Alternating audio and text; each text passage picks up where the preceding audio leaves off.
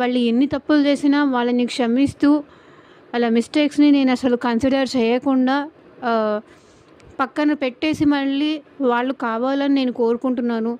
వాళ్ళ కోసం నేను ఎదురు చూస్తున్నాను. సో, నేను వాళ్ళ కోసం ఎదురు చూస్తున్నానన్న సంగతి వాళ్ళకసలు అర్థం కావట్లేదా? అసలు తెలియట్లేదా?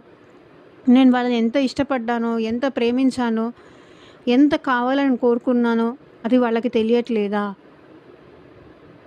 వాళ్ళు నాకెంత ఇంపార్టెంట్ అని నేను ఫీల్ అయితే నేను ఇంకా వాళ్ళ కోసం ఎదురు చూస్తుంటాను.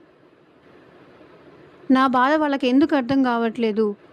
అసలు ఈ పర్సన్ మళ్ళీ నా లైఫ్‌లోకి వస్తారా? రారా? అసలు రావాలనుకుంటున్నారా? ఇంక నేను వెయిట్ చేయడం కరెక్టేనా? లేకపోతే నేను నా లైఫ్‌లో మూవ్ ఆన్ అయిపోవచ్చా? వెయిట్ చేసి ఆహ్,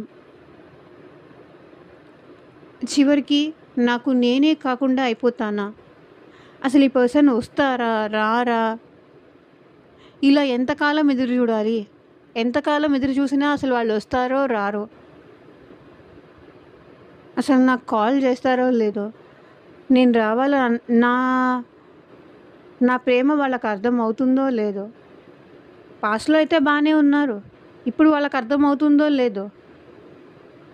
ఆ ఎనర్జీ